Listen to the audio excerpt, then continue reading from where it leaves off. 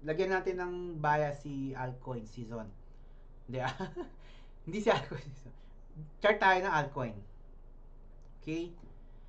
So, meron siyang current support.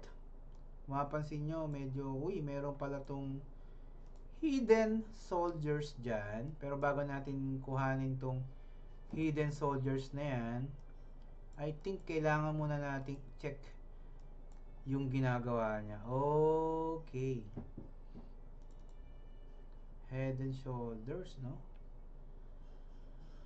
With breakdown. Okay, medyo maganda to, no? Dalawa yung bias na nakikita ko dito. Wait lang. Tingnan natin pa.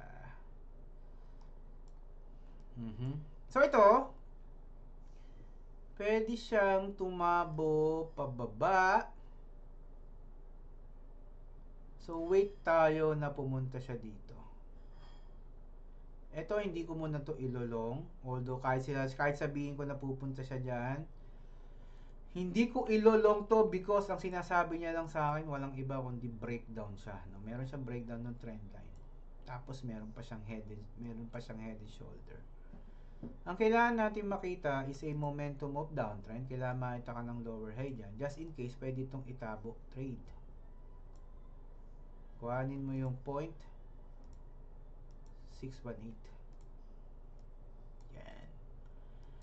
So, siyempre, tagal pa nun, mentor. Wala pa yun sa mundo.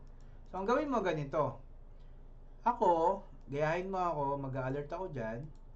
Lagay ako ng reaction. Just in case na nandyan na yung price, maglalagay ako ng trend line dito. Tsaka ako siya iso-short. Okay? Bakit iso-short mo yan, Mentor Mike? Kasi pag nagpunta yan dyan, meron siyang gagawing bearish flag.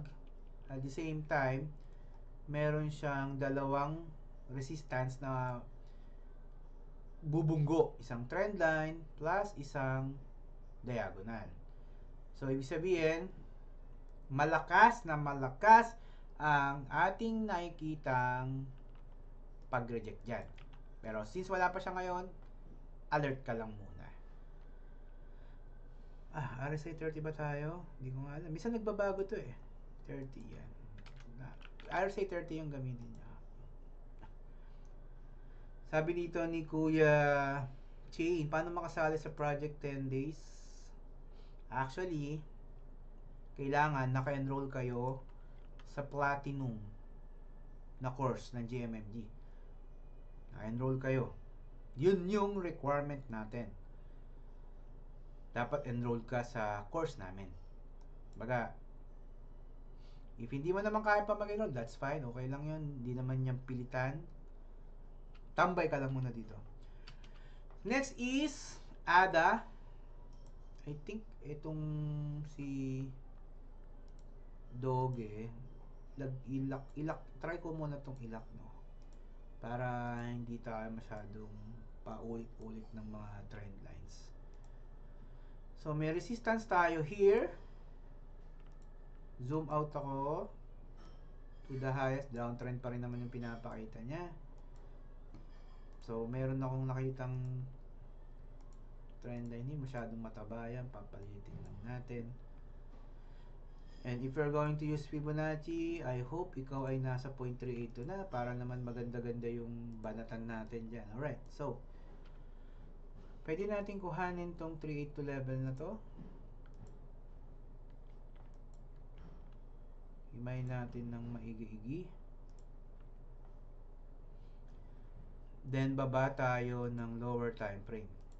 So si Bitcoin, sabi natin kanina, nasa bullish momentum siya. So ang hanapin natin more on long. Meron siyang trend line here.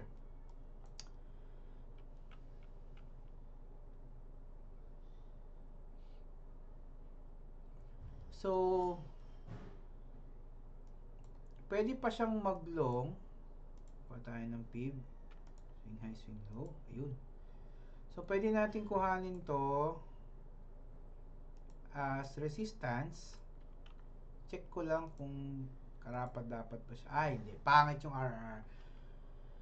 So, if we want na ito ay mag-trade ng maganda, kailangan niya rito, I think, bumaba muna. Ma-hold to. Kapag na-hold dyan, mag-create ng double bottom pattern. Just in case na ito ay magkaroon ng holding dyan, pwede mong kuhaning take profit, pibka, swing high, swing low. Pwede mong kuhaning TP area ay around 0.382. Para malayo pa siya eh.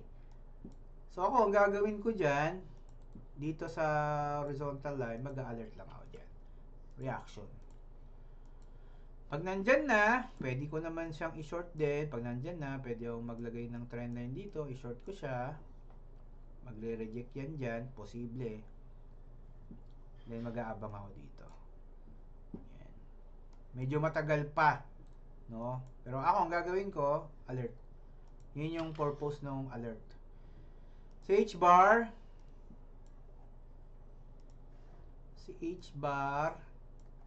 mukhang wala tayong ma-trade na quit coins ngayon hindi katulad kahapon. That's fine, okay lang yon. Hindi man araw-araw may ma-trade ka. So, kuhanin ko to as resistance niya. Andun na siya, no? Previous support na nagiging resistance ngayon. Oras. Sure. So, baba tayo 4 hours time frame. Andun na siya naglalaro ngayon. Ngayon, pwede naman tayo para at least ma-validate mo rin talaga kung legit yan na resistance. Pwede ka naman gumamit ng fib. Swing high, swing low. Kuhanin mo yung fib level. Malapit-lapit na rin siya. Actually, wala siyang tinamaan na fib level. Nasa gitna siya ng 0.618 and 0.5, no? Pwede nga siya pang bumamba pa dun sa 618 na yon. Pero siyempre, igalangin muna natin to kasi yan, andyan siya ngayon. Hindi naman pwede natin ilagay ito agad to. Next is, babain natin lower time frame. Lower time frame, nakita tayo ng breakout. Meron tayo na itong breakout dito. Pag nag-fib ka, lalagpas-lagpas na yan kasi meron na siya dito. So, pwede nating tanggalin na to. Wala na siyang purpose. So, 15 minutes time frame, andun. Okay. So, naglolong siya ng naglolong pa. So, anong pwede nating gawin? Pwede na ba nating i-short to? Mentor mark? I think hindi pa. Bullish pa naman siya. Kaya kukuhanin ko tong previous high na to.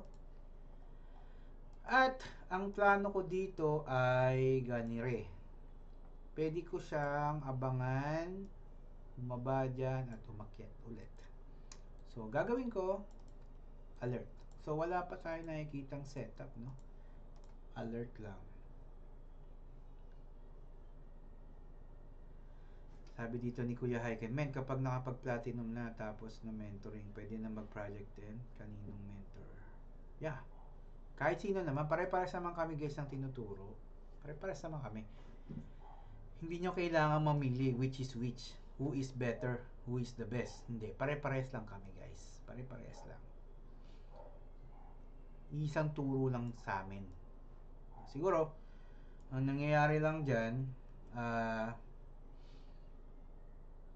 papogi. Papogi. Siyempre, si Mentor Mike, nasa laylayan tayo ng lipunan sa papogian. Kasi, tabako eh. Kung meron mang pogi, iting si Mentor Nel ang number 1 dyan. Ano yun eh? Koreano yun eh. Pero ako, nasa bandang huli tayo. Nagpapasarap pa ako eh. Nag-gym pa si Mentor Mike eh.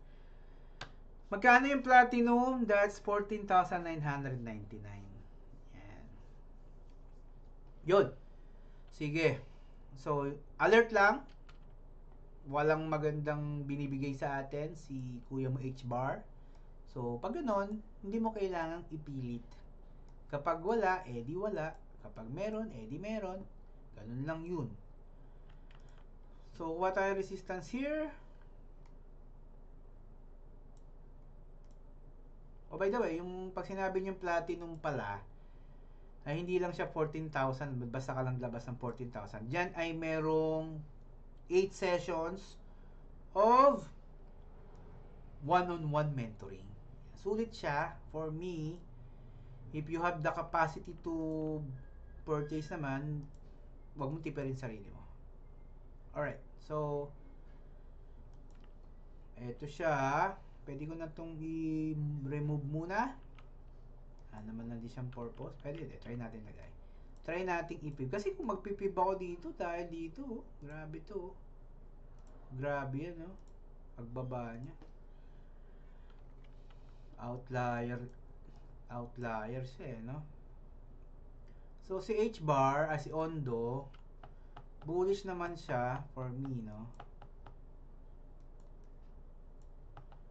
Kailangan lang na itong magkaroon ng ito na nga. So, pwede ka maglagay ng trend line dito. Ngayon, itong ginawa niya na trend line na yan, bakit siya napunta dyan? Try natin mag-pick. Paano niya siya napunta dyan? Yan ay 0.786 na, 0.618. Alright. Sige. Kuhanin natin yon support. Try natin i-backtest. May mga tumatama din naman. Alright. So, in this case, may natin ng maigi. Parang hindi ko siya kayang.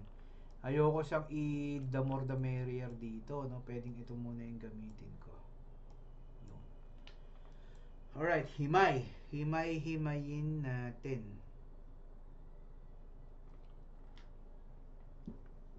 Hindi kita yung screen daw. Ano nangyari?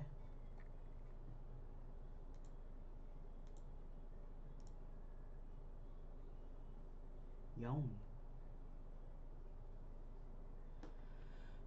Naka-enroll ka na ba, Yukin? Mentoring mo ngayong month. Anong may expect mo? Depende. Kasi, kapag nag-mentoring ka, kami ang nag-i-expect sa'yo. Kasi, kailangan napanood mo na yung mga modules. Kasi yun lang naman ang ituturo namin sa'yo. Huwag kang mag-a-attend ng mentoring kung hindi ka nakapag panood ng module, hindi ka nakapag bootcamp. Kasi parang yung session natin sa mentoring, parang hindi siya worth it. Kasi imagine, ituturo ko pa, kunyari ako naging mentor mo, imagine ituturo ko pa sa'yo kung paano maghanap ng left hand, which is yung left hand na module or lesson nasa module naman. So dapat kapag nagpa-mentor ka na, pag sinabi ko hanapan mo ang left hand, alam mo na. Dapat ganun dapat. Yun yung dapat. Kasi kami kasing mentor ang taga refine nung ano yung nalalaman mo.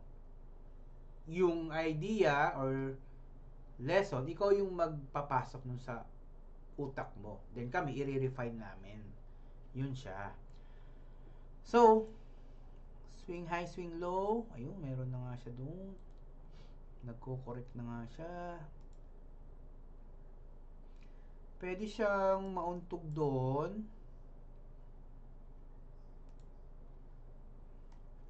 So, kung iahalin tulad natin kay Bitcoin, pwede siyang gumanon.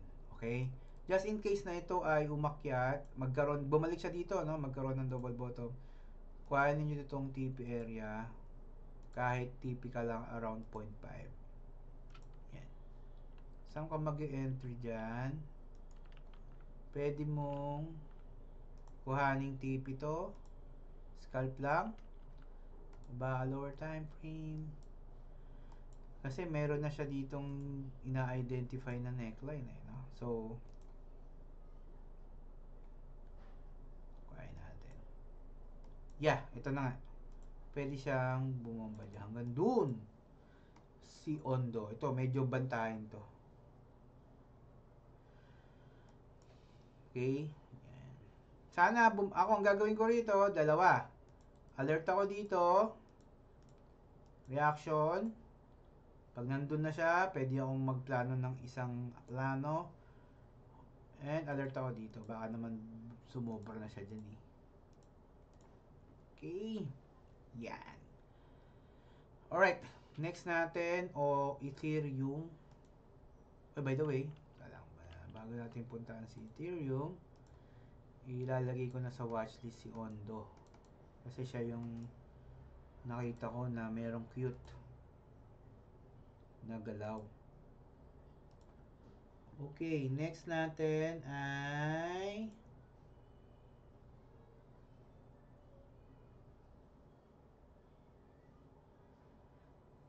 next natin dyan si Ethereum. Ethereum, punta tayong daily.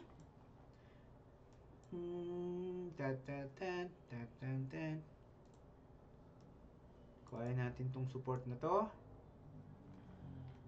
Try nga natin buksan yung kanyang oscillator sa higher time frame kung cute pa. Ayun, meron na ngang may left hand na nga. Kung kinuha ko to, nagmamatter din naman siya. I think kailangan ko tong i-lock. Kasi ito yung magiging ano mo eh. Ito yung magiging sandigang bayan natin. So, FIBA ko, swing high, swing low. Currently, siya ay nasa 0.5. Okay. Trim natin. Lower time frame.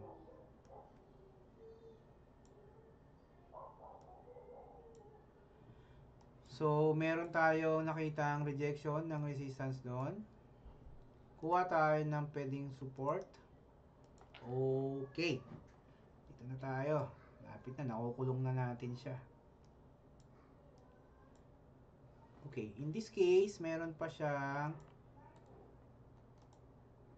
breakdown ng trend line here.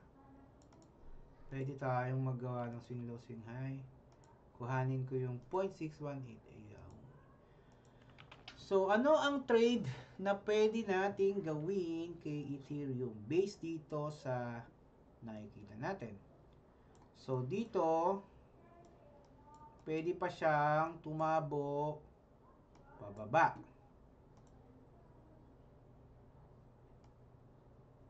Pag ganon. So, pwede niya itong puntahan ulit. No? Pero, ang gagawin ko dyan, kung maglalagay kasi ako ng ganito, tingnan to ng ganito, pwede rin naman. So, ito yung magiging apex. So, ang gagawin ko, maglalagay na ako ng reaction dito. Kasi kailangan nandun siya eh. Yung sinabi kanina ni Kuya Dan ba yun? Dabs, kailangan nasa support siya. So, kailangan nasa support. So, since wala pa siya dyan, wala pa akong gagawing hakbang, pwede naman siyang itabo trade. Ang concern ko lang dito, if we're going to trade this tabo trade, ayun o, sakto nga o, 1.61. Ang pinakapangit ko lang na nakita rito, medyo pangit yung araw, maliit.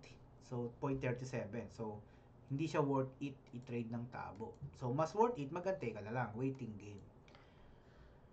Okay?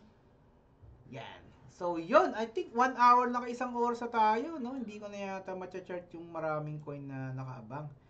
Pero siguro i-chart ko pa ito mamaya. Kapag meron ako nakitang ibang coin na maganda rin, siguro ilalagay ko na lang doon sa chart setups natin. Doon ko na lang siya ilalagay. Kasi isang oras na rin tayo. Alright, so that's it, our charting sa ating Discord. By the way, ako si Mentor Mike. Sinasabi ko sa iyo, gawin natin profit ang pagkuha ng profit sa crypto. Follow for more.